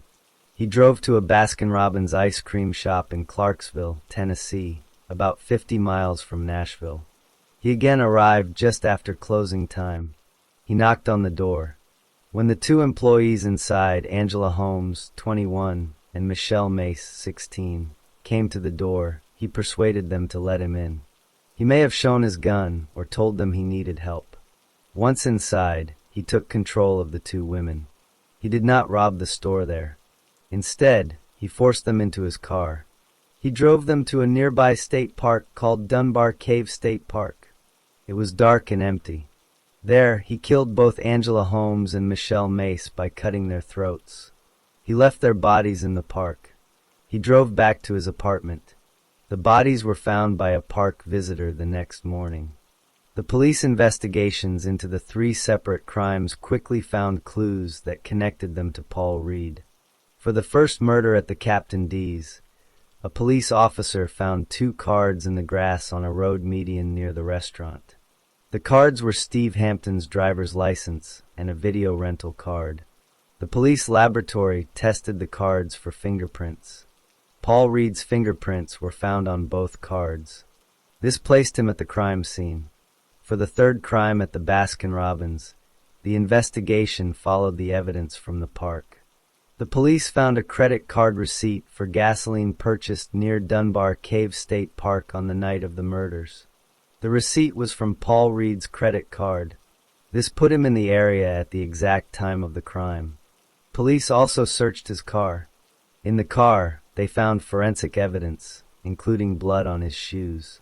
Laboratory tests proved the blood belonged to the 2 victims, Angela Holmes and Michelle Mace. Based on this strong evidence, the police arrested Paul Reed. He was charged with 7 counts of first-degree murder for the 3 separate events. The case would be split into 3 different trials, 1 for each restaurant. Because the crimes had received so much news coverage in Nashville, the judge decided jurors should be brought in from other parts of Tennessee. This was to ensure the jurors had not already formed an opinion. The first trial was for the murders of Steve Hampton and Sarah Jackson at the Captain D's. The main evidence was the fingerprint match on the cards found near the scene. The jury found Paul Reed guilty of both murders. The second trial was for the murders of Angela Holmes and Michelle Mace from the Baskin-Robbins. The main evidence was the gas receipt placing him at the park and the victim's blood in his car. He was found guilty of both murders. The third trial was for the 3 murders at the McDonald's. The surviving victim, Jose Gonzalez, testified in court. He identified Paul Reed as the man who stabbed him and killed his co-workers. Paul Reed was found guilty of all 3 murders. At each trial, after the guilty verdict, the jury had to decide on the punishment. For all 7 murders, the juries decided on the death penalty. Paul Reed received 7 death sentences. He was sent to the state prison to wait for execution. After the trials, Paul Reed's family and lawyers argued he was mentally incompetent. They said he was not sane enough to stand trial or to make legal decisions. They pointed to his strange behavior. He claimed his lawyers were actors and said he was part of a government mind control experiment. The prosecution argued he was pretending to be insane to avoid punishment. Courts reviewed his mental state multiple times, but ultimately decided he was competent and his sentences would stand. Paul Reed himself later said he did not want to appeal his death sentences anymore. He said he accepted his punishment. His family and anti-death penalty activists tried to stop the execution, saying he was not mentally fit to make that choice. The courts again upheld the sentences. His execution was scheduled several times over the years, but was delayed by legal reviews of Tennessee's execution methods. Paul Reed never was executed. On November 1, 2013, he died in a Nashville hospital while still in prison custody. He was 55 years old.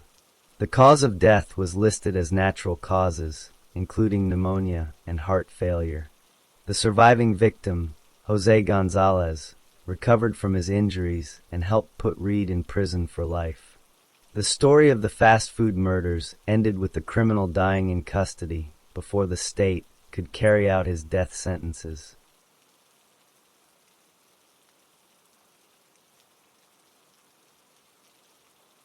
Story 7. Kenneth Allen McDuff was born on March 21, 1946, in Rosebud, Texas. Rosebud is a small town in the central part of the state. He was the 5th of 6 children.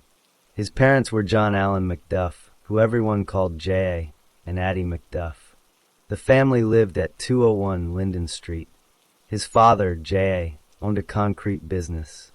This business did very well because Texas was growing quickly in the 1960s and needed a lot of construction. The family had enough money because of this business. Kenneth's mother, Addie, was very protective of her children. She was known in the town for being tough.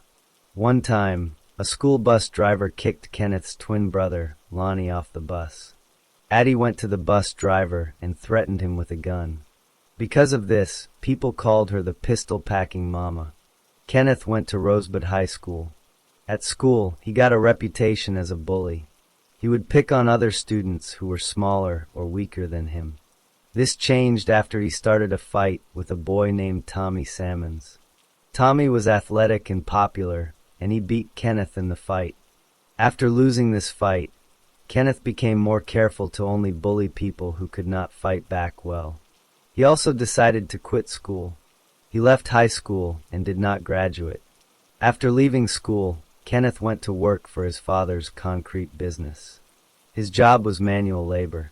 This meant he did hard physical work, like pouring concrete. He would later talk about how he also mowed lawns for elderly people in town. He said the old ladies loved how he mowed their lawns, and that this made other people jealous of him. Even while working, Kenneth started getting into trouble with the law. His criminal record began in 1964, when he was 18 years old. He was convicted of burglary. He was found guilty of 12 counts of burglary and attempted burglary. These crimes happened in 3 different Texas counties: Bell, Milam, and Falls. The judge gave him 12 prison sentences, each 4 years long. The judge said the sentences could be served at the same time, which meant his total time would be 4 years, not 48. He was sent to prison. Kenneth was released from prison on parole in December 1965. Parole means he was let out early, but had to follow certain rules and check in with an officer. Not long after his release, he got into another fight. This violation sent him back to prison for a short time. He was released again soon after. During this period of his life, he met a young man named Roy Dale Green. They met through a mutual friend about a month before August 1966. Kenneth would often brag to Green about his criminal past. He told Green that he had not just committed burglaries. He claimed he had also raped and killed 2 young women. There was no proof of these claims at the time, and he had never been charged for any murders. On August 6, 1966, Kenneth McDuff and Roy Dale Green spent the day working, pouring concrete for McDuff's father. After work, they drove around in McDuff's car. McDuff told Green he was looking for a girl. Later that night, at about 10 p.m., they drove past a baseball field in Everman, Texas. They saw 3 teenagers standing by a parked car. The teenagers were Robert Brand, aged 17, his girlfriend Edna Louise Sullivan, aged 16, and Brand's 15-year-old cousin, Mark Dunham. The 3 were visiting from California. McDuff parked his car about 150 yards away from the teenagers. He took out a .38 Colt revolver. He and Green walked over to the 3 teenagers. McDuff pointed the gun at them and told them not to make a sound. He forced all 3 teenagers into the trunk of their own Ford car. He made Robert Brand hand over the car keys. McDuff then got into the driver's seat of the teenager's Ford. Green followed in McDuff's Dodge Coronet. McDuff drove the Ford to a remote area along a highway and then into a field. He stopped the car and ordered Edna Sullivan to get out of the trunk. He then told Green to put Edna into the trunk of the Dodge. After this, McDuff said to Green that he would have to knock him off, meaning he had to kill them. The 2 boys, Robert and Mark, were still in the trunk of the Ford. They begged McDuff not to shoot them. McDuff fired 6 shots from his revolver into the closed trunk of the Ford, killing both boys. McDuff then told Green to wipe any fingerprints off the Ford. They left the Ford with the boys inside. McDuff drove his Dodge with Edna in the trunk to another location. There, he and Green took Edna out of the trunk. Both men raped her multiple times. Afterward, Macduff decided to kill her. He asked Green for his belt to strangle her. Green gave it to him, but Macduff did not use the belt. Instead, he found a 3-foot-long piece of a broomstick in his car. He used the broomstick to choke Edna Sullivan. He pushed down on the stick against her throat with so much force that it broke her neck. Then, he and Green dumped her body in some bushes. After the murders, they drove to a gas station in Hillsborough and bought Coca-Colas. They then went to Green's house to sleep. The next day, Macduff buried his revolver in the dirt beside Green's garage. A friend of theirs, Richard Boyd, let Macduff wash his car at his house. The day after that, Roydale Green felt overwhelming guilt. He confessed to Richard Boyd's parents. Boyd's parents told Green's mother. Green's mother convinced her son to turn himself in to the police. Green did. Based on Green's confession, the police arrested Kenneth Macduff. A sheriff and a deputy U.S. Marshal took him into custody. Macduff was put on trial for the 3 murders. He was found guilty and received a death sentence. Roydale Green, who cooperated, received a 25-year prison sentence. However, in 1972, a Supreme Court decision temporarily stopped all executions in the United States. Macduff's death sentence was changed to a life sentence. Years later, Macduff applied for parole, which is a request to be released from prison. He hired a lawyer. The lawyer gathered information that tried to show Green was the real killer. Some members of the parole board were influenced by this information. Macduff also met with one parole board member alone. During that meeting, Macduff offered the official a bribe. A bribe is an illegal payment to make someone do something for you. He offered money for a favorable parole decision. For this crime, he was given an additional 2-year sentence. But this did not stop his parole process. The parole board decided he could still be useful in society. He was released from prison in 1989. Macduff was released on parole. He got a job at a gas station, earning $4 an hour. He also took a class at a technical college in Waco, Texas. Very soon after his release, he began committing crimes again.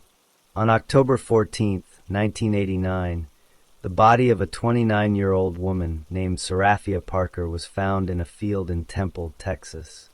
She had been beaten and strangled. Police believed Macduff was responsible, but they did not have enough proof to charge him.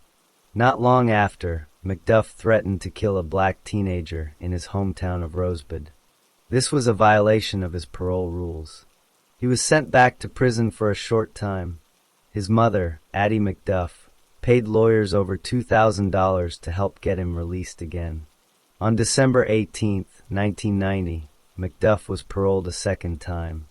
On October 10, 1991, Macduff picked up a sex worker named Brenda Thompson in Waco. He tied her up inside his pickup truck.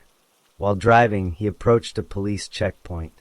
Thompson saw the police and started kicking the windshield of Macduff's truck hard.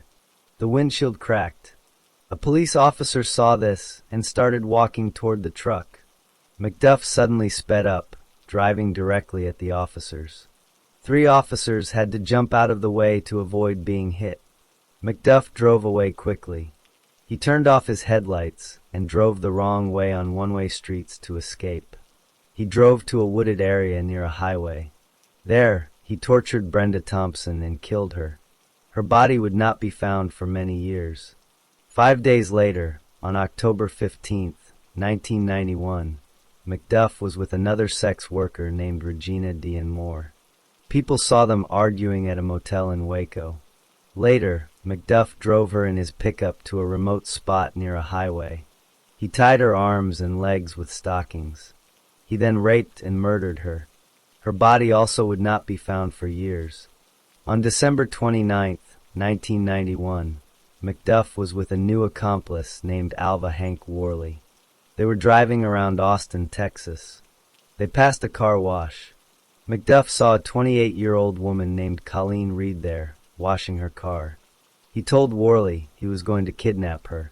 Macduff pulled into the car wash and parked behind Reed's car. He jumped out, grabbed Colleen Reed by the throat, and forced her into the back seat of his car. This happened in front of other people at the car wash. Worley, who was driving, then sped away.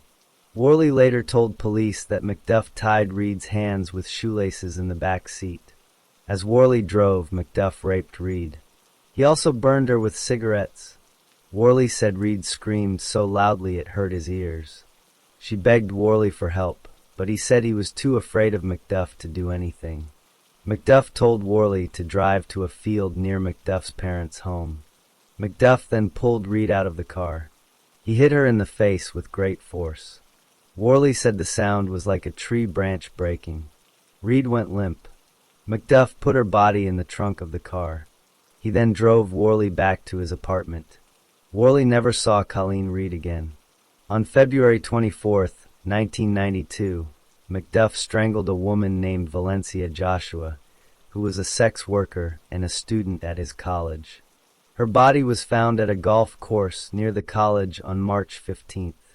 On March 1st, 1992, Macduff went to a convenience store in Waco called Quick Pack. A 22-year-old clerk named Melissa Northrup was working there. She was pregnant. Macduff kidnapped Northrup from the store. He also took about $250 from the cash register. He later strangled her with a rope. Her body was found in a gravel pit weeks later. Police began to suspect Macduff for this crime because he had been seen near the store and had previously talked about robbing it. The police in different Texas counties were trying to find Macduff, but it was difficult because his crimes were spread out. They learned he was selling drugs and had an illegal gun. Because of these federal crimes, a judge issued a warrant for his arrest on March 6, 1992. In April, police questioned his accomplice, Hank Worley. Worley confessed to his role in the kidnapping of Colleen Reed. He was put in jail. Macduff, however, had already left Texas. Kenneth Macduff had fled Texas to avoid arrest. He went to Kansas City, Missouri. He began using a fake name, Richard Fowler. He got a job working for a trash collection company. He lived quietly, trying not to draw attention to himself. On May 1, 1992, a man named Gary Smithy was watching the television show America's Most Wanted.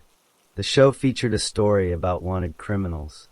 That night, they featured Kenneth Macduff. They showed his photograph and described his crimes. Gary Smithy worked with a man named Richard Fowler at the trash company. Smithy thought Richard Fowler looked very similar to the man on television. He talked about this with another co-worker. After this discussion, Smithy decided to call the Kansas City Police Department. The police received the tip. They looked into the name Richard Fowler. They found that a man using that name had been arrested previously in Kansas City for soliciting a sex worker. When a person is arrested, their fingerprints are taken and stored. The police had the fingerprints from Richard Fowler's arrest. They compared those fingerprints to the known fingerprints of Kenneth Macduff from Texas. The fingerprints matched exactly. The man calling himself Richard Fowler was Kenneth Macduff. The police formed a team of 6 officers to arrest Macduff. The team planned to capture him without a fight. On May 4, 1992, they set up surveillance. They watched as Macduff drove a trash truck toward a landfill south of Kansas City. When the opportunity was safe, the officers moved in and stopped the truck. They arrested Macduff without incident. Among the arresting officers was a deputy U.S. Marshal, whose father had helped arrest Macduff back in 1966. Macduff was taken back to Texas to face trial. He was first indicted for the capital murder of Melissa Northrup, the pregnant store clerk from Waco. A capital murder charge in Texas can lead to the death penalty. His trial began in McLennan County. The prosecutors presented evidence showing he was near the Quick Pack store, that he had talked about robbing it, and that he had been seen with Northrup. The jury found him guilty of her murder. After a guilty verdict in a capital murder case, Texas law requires a second hearing where the same jury decides the punishment. They must choose between life in prison or the death penalty. The prosecutors showed the jury all of Macduff's history. They presented evidence of the 1966 murders and the many murders after his parole. The jury decided that Kenneth Macduff should receive the death penalty for the murder of Melissa Northrup. The judge formally sentenced him to death by lethal injection on February 18, 1993. After his sentencing, Macduff began the appeals process. Appeals are when lawyers ask higher courts to review the case for legal mistakes. This process took many years. While on death row, Macduff was also charged and convicted for the murder of Colleen Reed, the woman kidnapped from the Austin car wash. For that crime, he received another death sentence. As the years passed, the families of his victims waited for justice. The execution date was set and delayed several times because of the appeals. Finally, all appeals were denied. His last execution date was scheduled for November 17, 1998. A few weeks before his execution, investigators spoke to Macduff. They asked him to reveal where he had buried Colleen Reed's body, so her family could have closure. Macduff finally told them the location. He led authorities to a field near his parents' old home in Bell County. There, they found Colleen Reed's remains. On November 17, 1998, Kenneth Macduff was executed by lethal injection at the state prison in Huntsville, Texas. He was 52 years old. He did not make a final statement. After his execution, his family did not claim his body. The state of Texas buried him in a cemetery for unclaimed prisoners called the Captain Joe Bird Cemetery. His gravestone is very plain. It only shows the date of his execution, an X to mark a state execution, and his death row number. The discovery of his later crimes and his arrest also led to the recovery of other victims. Brenda Thompson's body was found in 1998, as was Regina Moore's. His accomplice, Hank Worley, was convicted for his role in the kidnapping of Colleen Reed and received a long prison sentence.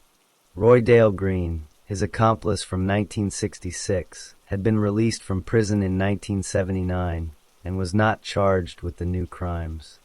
The case of Kenneth Macduff led to major changes in Texas laws regarding parole, especially for violent criminals and those previously sentenced to death. His ability to be paroled and kill again caused public outrage, which pushed lawmakers to make the parole system much stricter. Kenneth Macduff was finally stopped by an observant co-worker, a national television show, and a routine fingerprint check, bringing a long and painful series of crimes to an end.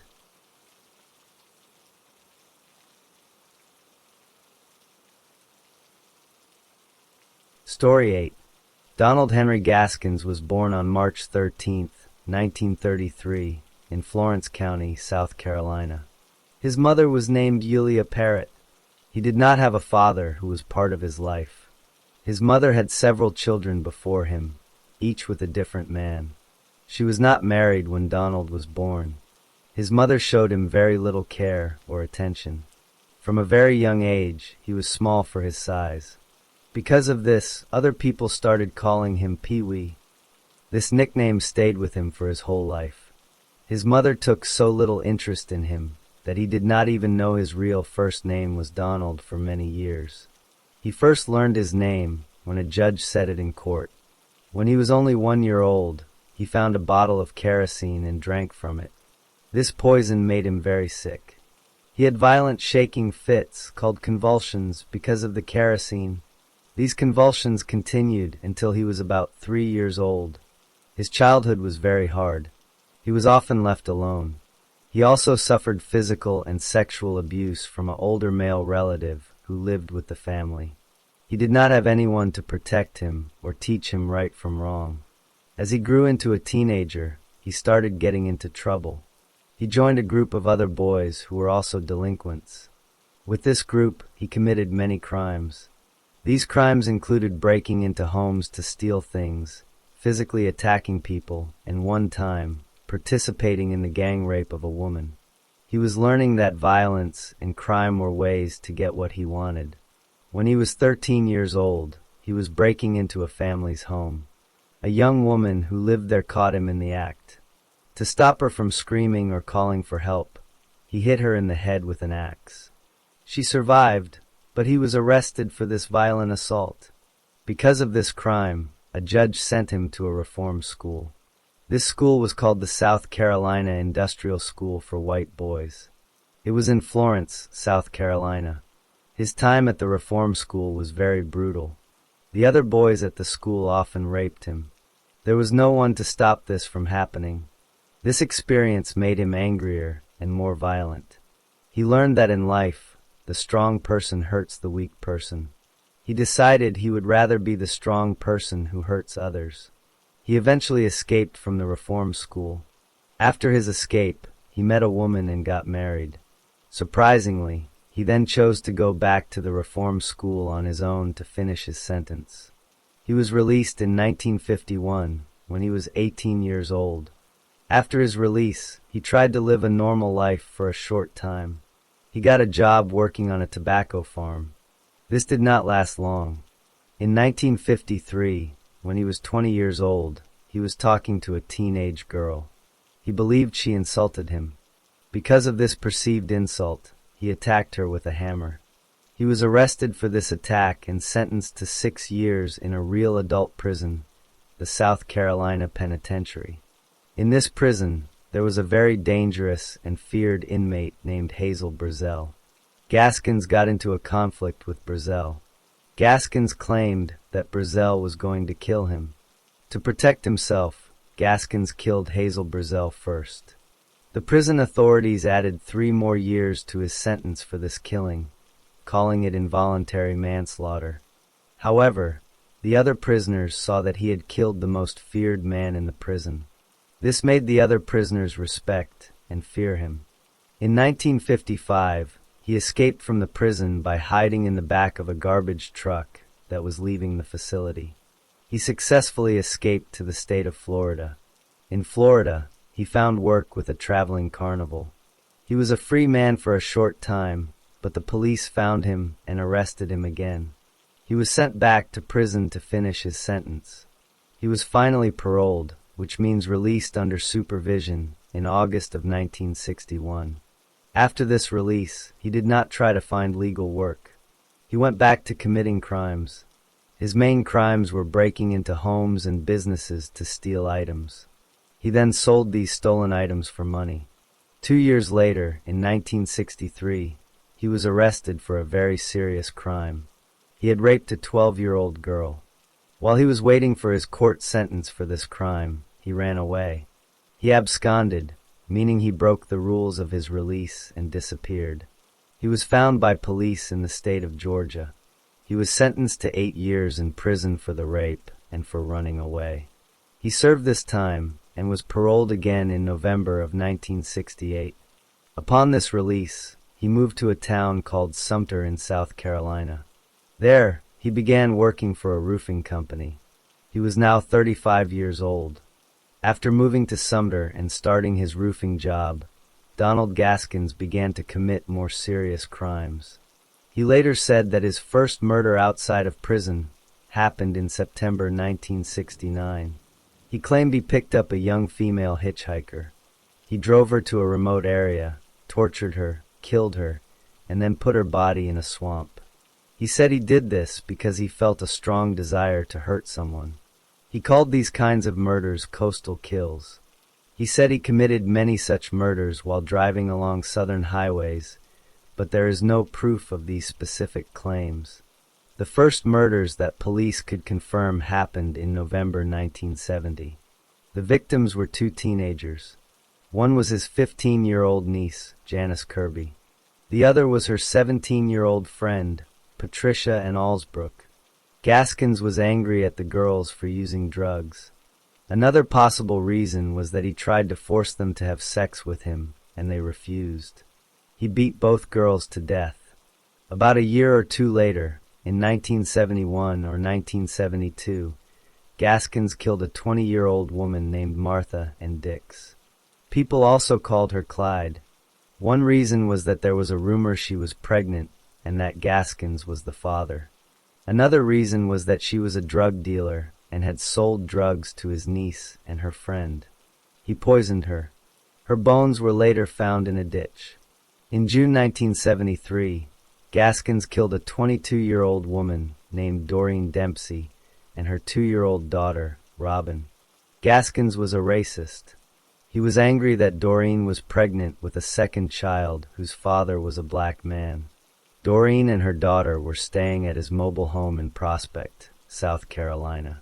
He led them to a pond in his backyard. He raped Doreen Dempsey and then held her underwater until she drowned. He then drowned her 2-year-old daughter in the same pond. In June 1974, Gaskins killed a man named Johnny Sellers, who was 36 years old. Sellers was a friend and partner in crime. They had stolen a boat together and sold it. Sellers asked Gaskins for his share of the money. Gaskins did not want to pay him. He was also afraid Sellers would tell the police about their other crimes. He shot Johnny Sellers in the back of the head. At the same time, he killed Sellers' 22-year-old ex-girlfriend, Jessie Ruth Judy. He stabbed her to death. He killed her because she was also there and could have told the police what happened. In February 1975, Gaskins killed a man for money. A woman named Suzanne Owens and her husband John Owens paid Gaskins $1,500 to kill Suzanne's ex-boyfriend. The ex-boyfriend was named Silas Barnwell Yates, and he was 45 years old. Gaskins agreed to do it. He met Yates and slit his throat. In April 1975, Gaskins killed 2 more people. One was a 25-year-old woman named Diane Bellamy. She was separated from her husband, Walter Neely, who was one of Gaskins's criminal partners. Gaskins killed her for several reasons. One reason was that she had threatened to tell the police that Gaskins let underage teenagers have sex and use drugs in his home. The other victim was Diane's boyfriend, Avery Howard, who was 34. Howard had asked Gaskins for money to pay for a lawyer after being arrested. Gaskins feared Howard would talk to the police about their crimes. Gaskins stabbed Diane Bellamy to death and shot Avery Howard. Later in 1975, Gaskins killed a 13-year-old girl named Kim Gelkin. She had been staying with him. He killed her to stop her from telling the police that he had taken her from another city without permission. He also wanted to silence her because she could tell police that he and other men had been sexually abusing her. He stabbed her to death. On October 10, 1975, Gaskins killed 2 more people. They were half-brothers. One was 28-year-old Dennis Bellamy, who was Diane Bellamy's brother. The other was John Henry Knight, who was 15 years old. Dennis Bellamy had sold some stolen guns to Gaskins and came to get his money. Gaskins did not want to pay. He told Dennis he had hidden the guns in the woods behind his home and asked Dennis to come with him to get them. In the woods, Gaskins shot Dennis in the back of the head. A short time later, John Henry Knight arrived. Gaskins had told the teenager to come to the same spot to meet his brother. When John arrived, Gaskins shot him in the back of the head as well. He killed them both so neither could tell anyone about the other murders or their criminal activities. Gaskins buried the bodies of most of these victims in shallow graves in the land around his mobile home in Prospect, South Carolina. The murders were discovered because one of Donald Gaskins's criminal partners, Walter Neely, spoke to the police. Neely was the husband of Diane Bellamy, one of the victims. On November 14, 1975, Neely confessed to police that he knew Gaskins had killed people. He told them that Gaskins had confessed to him about several murders and had even shown him where the bodies were buried. Acting on this information, police took Neely to the area near Gaskins's mobile home in Prospect, South Carolina, on December 4, 1975. There, Neely showed them where to dig. Police officers discovered 8 bodies buried in shallow graves. This discovery began a major murder investigation focused on Donald Gaskins. Gaskins was arrested and charged with murder. The police decided to try him first for the murder of one victim, Dennis Bellamy. His trial began on May 24, 1976. The evidence against him was strong, including the confession from Walter Neely and the location of the body. On May 28, 1976, the jury found him guilty of murder after only 47 minutes of discussion. The judge sentenced him to death by the electric chair. However, in February 1978, the South Carolina Supreme Court overturned this death sentence. The court had changed the rules about how the death penalty was applied. Instead of having a new trial for the murder of Dennis Bellamy, Gaskins made a deal with prosecutors. He pleaded guilty to killing Dennis Bellamy and 8 other people whose bodies were found. He also pleaded guilty to a burglary charge. For these pleas, he received 10 life sentences to be served at the same time. He was sent to the Central Correctional Institution, a maximum security prison in Columbia, South Carolina. While in prison, Gaskins committed another murder. A man named Rudolph Tyner was on death row in the same prison. Tyner had been convicted of killing an elderly couple during a robbery.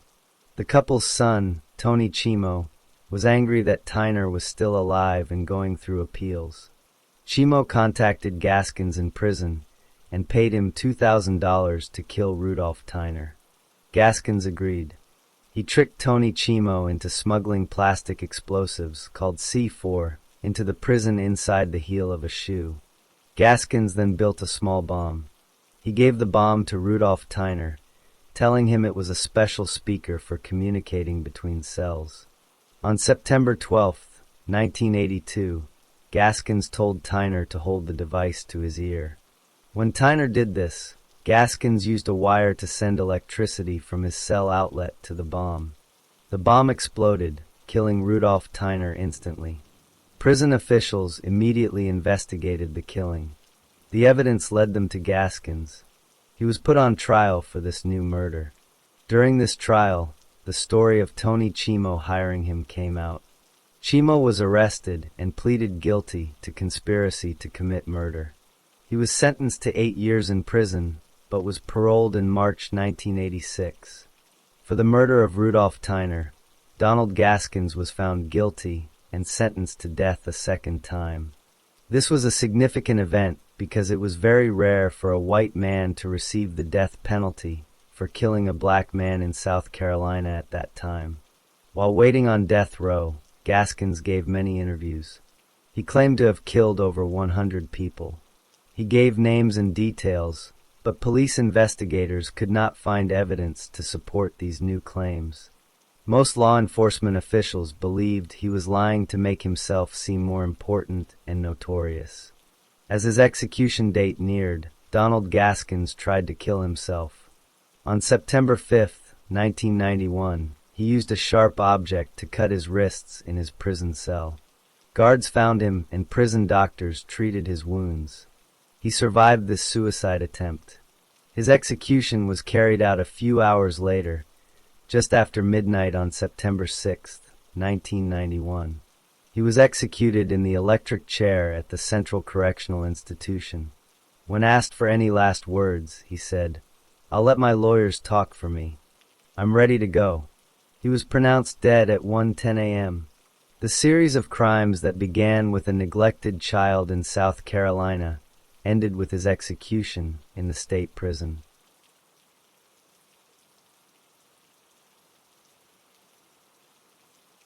Story 9. Ronald Gene Simmons was born on July 15, 1940, in Chicago, Illinois. His father died when he was very young. His mother remarried a man who worked for the Army Corps of Engineers. Because of this job, the family moved many times during Simmons' childhood, eventually settling in central Arkansas. By the age of 10, Simmons had developed a reputation for being a bully, especially toward his younger sister and his half-brother. Reports from his family said he was often cruel and would pick on their weaknesses. He was also violent toward the family cat. His parents tried to correct his behavior by sending him to a Catholic boarding school for boys, but his problems continued. Simmons dropped out of high school in 1957 and joined the United States Navy.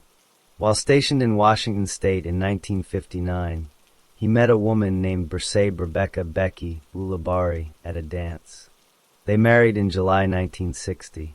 Simmons later left the Navy and joined the U.S. Air Force in 1963. The couple started a family, and they would eventually have 7 children together. During his over 20-year military career, Simmons worked primarily in clerical and administrative jobs. He served in Vietnam for 1 year and received several awards for his service. His military record was spotless, with good performance reports. He retired from the Air Force in 1979 with the rank of Master Sergeant. In his personal life, Simmons was a very controlling husband. He did not allow his wife, Becky, to wear makeup. He handled all the money and would not let her get a driver's license. He controlled who she could write letters to and read the family's mail before anyone else could see it. He isolated her from her family and friends. Becky's sister later said that Simmons made Becky believe that any problems were her own fault. After retiring from the Air Force, Simmons took a civilian job at Holloman Air Force Base in New Mexico. The family lived on a remote property near a small town called Cloudcroft. It was during this time that Simmons began to sexually abuse his oldest daughter, Sheila. In 1981, when Sheila was 17 years old, she became pregnant. Social services in New Mexico were told about the situation anonymously. An investigation confirmed that Simmons was the father of Sheila's child. Authorities in New Mexico charged Simmons with incest. He agreed to psychological counseling for the family, but they stopped after a lawyer advised him that his words could be used against him in court. A grand jury subpoena was issued for Sheila to testify. She did testify against her father in August 1981, leading to a criminal charge and an arrest warrant. However, when police went to arrest Simmons, they found that he and his entire family had packed their belongings and disappeared. The family fled to Arkansas. Simmons found a job as a file clerk at a veterans hospital in Little Rock. His oldest son, Gene Jr., chose not to go with them and stayed behind in New Mexico. The relationship between Simmons and his wife Becky was badly damaged after the incest was revealed. She stopped sharing a bed with him. In 1983, Simmons used his military pension to buy a 14-acre property in a very rural part of Pope County, Arkansas, near a small town called Dover. The property had a mobile home. The home's heating and cooling systems did not work properly. The toilet was broken, so the family used outdoor outhouses. Simmons refused to have the home's telephone connected. He built a tall privacy fence around the property and put up no trespassing signs. At home, Simmons was a recluse. He spent most of his time alone in his bedroom, which he kept locked. No one else in the family was allowed to enter it. He worked a series of low-paying jobs in the area, such as at a pickle plant and a frozen food factory. His last job was working night shifts at a gas station mini-mart. He quit that job in December 1987. Over the years, some of his older children moved out to start their own lives. His daughter Sheila, who had a young daughter named Sylvia from the incest, got married and moved away. Several of his sons also married and moved out. By the end of 1987, only Simmons, his wife Becky, and 4 of their younger children, ranging in age from 8 to 17, were living full-time in the remote mobile home. In the weeks leading up to Christmas in 1987, Ronald Gene Simmons made a decision to kill his entire family. He knew the Christmas holiday was a time when they would all gather together. Several weeks earlier, he had ordered his children to dig a large hole on the property, telling them it was for a new outhouse. On the morning of December 22nd, 1987, Simmons began. His wife, Becky, and his oldest son, Gene Jr., who was visiting, were in the home. Simmons killed them first by hitting them with a blunt object, and then shooting them with a .22 caliber pistol. He then killed his 3-year-old granddaughter, Barbara, who was also visiting, by strangling her. He put their bodies in the freshly dug hole. He then waited for his 4 younger children to return home from school for their Christmas break. When his daughters Loretta, 17, Eddie, 14, Marianne, 11, and Becky, 8, came home, he killed them one by one. He strangled each child. To make sure they were dead, he held their heads under water in a trash barrel he had filled in the bathroom. Afterward, he placed their bodies in the same hole with the others. He covered the hole with dirt. For the next few days, Simmons was alone at the property. He drank alcohol and used a hammer to put holes in the walls and ceiling of the mobile home. On December 26th, the rest of his family arrived for a planned Christmas visit. His son Billy, along with Billy's wife Renata and their young son Trey, arrived first. Simmons shot and killed Billy and Renata. He then strangled and drowned 20-month-old Trey. Next, his daughter Sheila arrived with her husband, Dennis McNulty, their young son Michael, and Sheila's 6-year-old daughter, Sylvia, who was also Simmons's child from the incest. Simmons shot and killed Sheila and Dennis. He then strangled Sylvia and his 21-month-old grandson Michael. He did not bury these victims. He carried their bodies into the main room of the mobile home. He laid them in neat rows on the floor. He covered the adult bodies with coats and covered Sheila's body with a tablecloth. He wrapped the bodies of the 2 youngest children, Trey and Michael, in plastic bags and placed them in the trunks of 2 old cars parked on the property. Later that day, Simmons drove to a Sears store in the nearby city of Russellville to pick up Christmas gifts he had ordered for his family. That night, he went to a private club in Russellville to drink, as the county banned public alcohol sales. He then returned to the silent home. On the morning of Monday, December 28th, Simmons wrote 3 short letters. Each letter contained some money and a note that said, "Sometimes you reap many more times what you sow." He addressed them to his mother-in-law and 2 nieces. He then armed himself with 2.22 caliber revolvers and drove his son's car to Russellville. He had a specific plan and a list of targets. His first stop was a law office. At around 10:15 a.m., he walked into the office of the Peel, Eddy, and Gibbons law firm. He was looking for a woman named Kathy Kendrick, a former co-worker. Simmons had been infatuated with her, but she had rejected his advances. He found her and shot her 4 times in the head. She died later at a hospital. As he left, someone in the office called the police. Simmons then drove to an oil company office. He intended to kill the owner, a former employer named Rusty Taylor. He shot Taylor, wounding him in the arm and chest. A delivery driver named James Chaffin, who was a stranger to Simmons, walked in at that moment. Simmons shot Chaffin in the head at point-blank range, killing him instantly. Simmons also fired at a clerk, but she hid and was not hit. She saw Simmons clearly and described him and his car to the police. This shooting was reported at 10:27 a.m. Simmons next drove to the Sinclair Mini Mart, the gas station where he used to work. He walked in and shot the store owner, David Salyer, in the forehead. He then shot a clerk, Roberta Woolery, in the jaw.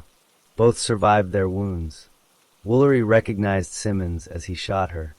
His final stop was the office of the Woodline Motor Freight Company, where he had also worked. He entered and shot his former supervisor, Joyce Butts, in the head and chest. She survived but was seriously injured. Simmons then ordered another employee, Vicky Jackson, at gunpoint to call the police. He told her, "I've come to do what I wanted to do. It's all over now." Police arrived quickly. The police chief, Herb Johnston, walked into the building alone and unarmed. Simmons handed him one of his revolvers without resistance. He surrendered peacefully. The entire shooting spree in Russellville had lasted about 45 minutes. He had killed 2 people and wounded 4 others. When asked by the police chief why he didn't kill himself, Simmons said he was afraid he would do it wrong and end up disabled instead of dead. He was taken to the Pope County Jail. Once there, he refused to speak. He would not answer any questions about his family back at the mobile home. After Simmons was arrested in Russellville, he would not answer any questions about his family. Police became concerned about the welfare of his wife and children. On the afternoon of December 28th, Sheriff James Bolin and other officers went to Simmons's remote mobile home near Dover. They found the front door barred from the inside. They entered through an unlocked window. Inside, they discovered 5 bodies in the main room. They were Simmons's son Billy, Billy's wife Renata, his daughter Sheila, Sheila's husband Dennis, and their 6-year-old daughter Sylvia. They were all dead, and it appeared they had been killed soon after arriving, as some still wore their coats. The officers did not find anyone else alive in the house. Outside, officers noticed an area of freshly dug earth about 150 feet from the home. They began to dig and discovered 7 more bodies buried in a shallow pit. These were Simmons's wife Becky, his oldest son Gene Jr., his 3-year-old granddaughter Barbara, and his 4 younger children, Loretta, Eddie, Marianne, and Becky. Later, searchers found the bodies of 2 young children, Trey and Michael, wrapped in plastic in the trunks of cars on the property. In total, 14 members of his family were found dead at the scene. Medical examiners determined that the 8 youngest victims, all children and teenagers, had been strangled. The 6 adult victims had been shot. Ballistics tests proved that the bullets that killed some of his family members were fired from the same .22 caliber revolver that Simmons handed to the police chief when he surrendered. Simmons was charged with 16 counts of murder, 14 for his family and 2 for the people killed in Russellville, as well as multiple counts of attempted murder and kidnapping for the Russellville shootings. He was sent to the Arkansas State Hospital for a psychological evaluation. Doctors found him competent to stand trial. They diagnosed him with a mixed personality disorder, but said he was not insane at the time of the killings and understood the charges against him. His first trial was for the murders and shootings in Russellville. It was held in May 1988 in a neighboring county due to extensive news coverage. The prosecution presented eyewitnesses and ballistics evidence. Simmons's defense lawyers did not call any witnesses or present evidence. The jury quickly found him guilty of capital murder for killing Kathy Kendrick and James Chaffin. During the sentencing phase, Simmons shocked the court by announcing he did not want to appeal. He read a statement saying he believed in the death penalty and wanted it carried out quickly. The jury sentenced him to death by lethal injection. A second trial was held in early 1989 for the murders of his 14 family members. Again, Simmons showed no interest in defending himself. During the trial, he suddenly lunged from his seat and punched the prosecutor in the face before being restrained. This act was seen as an effort to ensure the jury would give him the death penalty. The jury found him guilty and, once more, sentenced him to death. Simmons continued to refuse all appeals. He stated that for him, anything less than execution would be cruel and unusual punishment. Other people, including a priest and another death row inmate, tried to file appeals on his behalf, arguing that the state should automatically review death sentences. The legal question went all the way to the U.S. Supreme Court. In April 1990, the court ruled that only Simmons himself could appeal his sentence, and he steadfastly refused to do so. Arkansas Governor Bill Clinton signed a death warrant, scheduling the execution for June 25, 1990. In the days before, Simmons was asked if he had any last requests or instructions for his burial. He said, "No comment." No family members came forward to claim his body. On the evening of June 25, 1990, Simmons was executed by lethal injection at the Cummins Unit Prison. It was Arkansas's first execution using that method. He was pronounced dead at 9:19 p.m. With no one to claim his remains, the state buried him in a cemetery near the prison. The massive crime was solved through crime scene investigation, eyewitness accounts from Russellville, and ballistic matching, but the definitive motive died with Simmons, who never explained his actions beyond a desire for control and a twisted sense of punishment. The story of Ronald Gene Simmons ended with his state-administered execution.